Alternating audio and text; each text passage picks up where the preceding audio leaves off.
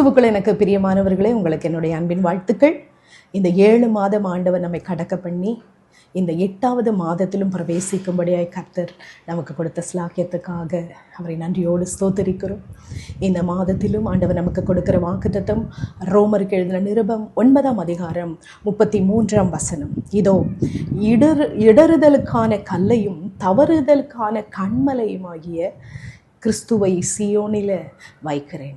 இந்த கல்லின் மேலே, கிறிஸ்துவின் மேலே விசுவாசமாக இருக்கிறவன் எவனோ அவன் வெட்கப்பட்டு போவதில்லை என்று இந்த வேத வசனம் கூறுகிறது. பாருங்க, இடறி போகிற கல், தவறுதற்கேற்றதான கண்மலை யாரு அப்படின்னு நம்ம பார்த்தோம் அப்படின்னா கிறிஸ்து. இந்த கண்மலையாகிய கிறிஸ்து யாருக்கு அவர் இடறுதலுக்கு ஏதுவாக இருக்கிறார் அப்படின்னு பார்த்தோன்னா, யார் அவரை விசுவாசியாமல் இருக்கிறாங்களோ, யார் அவர் மேலே நம்பிக்கை வைக்காமல் இருக்கிறாங்களோ அவங்கள ஆண்டவர் அவர்களிடத்தில் பேசுகிறார். இந்த யூத ஜனங்கள் பார்த்தீங்கன்னா, இஸ்ரவேலர் பார்த்தீங்கன்னா கிறிஸ்துவை நம்பவில்லை. இயேசு கிறிஸ்து மேலே அவங்க விசுவாசம் வைக்கலை.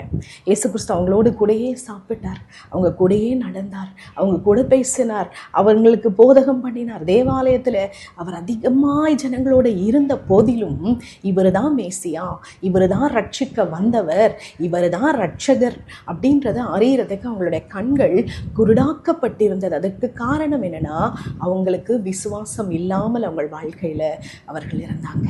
ஆனால் இந்த வசனத்தில் நம்ம பார்க்கிறோம், அந்த கல்லின் மேலே யாரெல்லாம் விசுவாசம் வைக்கிறாங்களோ அவங்க ஒருபோதும் வெட்கப்பட்டு போவதில்லை.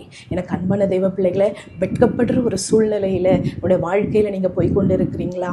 அவமானம், நிந்தை, பிரச்சனை, யார் என்னை புரிந்து கொள்ள மாட்டாங்க, உண்மையாக என் உள்ளத்தில் நான் யாருக்கும் கெடுதல் நினைக்கல, ஆனால் என் சொந்த குடும்பத்தினரே என்னை புரிந்து கொள்ளலை, என்னுடைய உண்மையான அன்பை அவர்கள் புரிந்து கொள்ளலை அப்படின்னு ஒரு வெட்கப்பட்ட ஒரு சூழ்நிலையில் அவமானத்தோடு ஒரு வேளை நீங்கள் இருக்கலாம்.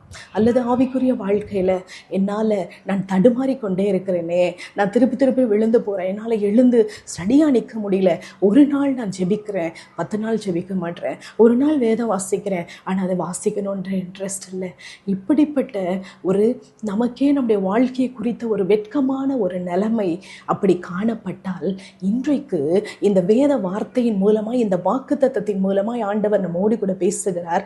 இந்த கல்லின் மேலே விசுவாசம் வைக்கிறவன் ஒருபோதும் வெட்கப்பட்டு போவதில்லை.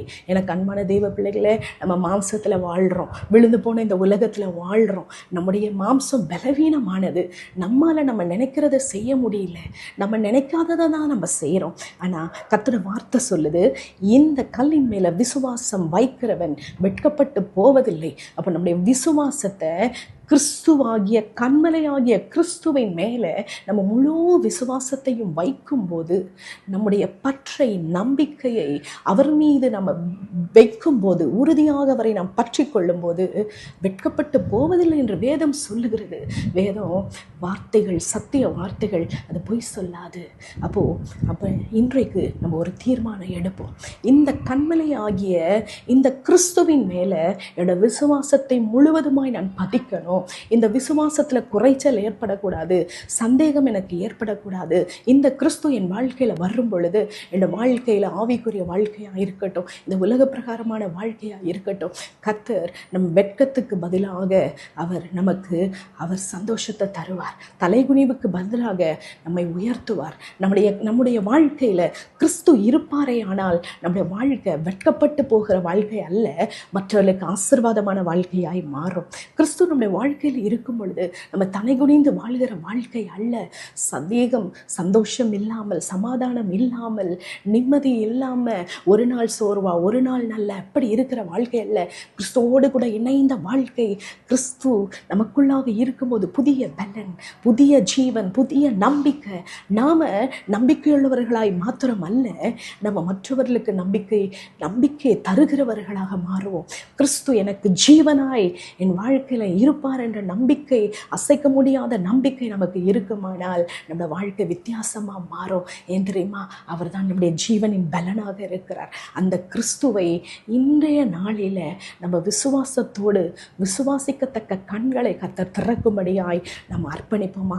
இந்த மாதம் நம்முடைய வாழ்க்கையில் கிறிஸ்து ஒவ்வொரு நாளும் நம்முடைய வாழ்க்கையில் இருக்கணும். கிறிஸ்து ஒவ்வொரு நாளும் நம்மை நடத்த வேண்டும். கிறிஸ்து ஒவ்வொரு நாளும் நமக்கு ஜீவனாய் மாற வேண்டும். கிறிஸ்து நம்முடைய வாழ்க்கையில் இருக்கும் பொழுது நம்முடைய வாழ்க்கை படகு வெற்றியாய் போகும். தோல்விக்கு அங்கே இடம் இல்லை, வேதனைக்கு இடம் இல்லை, சமாதான குறைச்சலுக்கு இடம் இல்லை.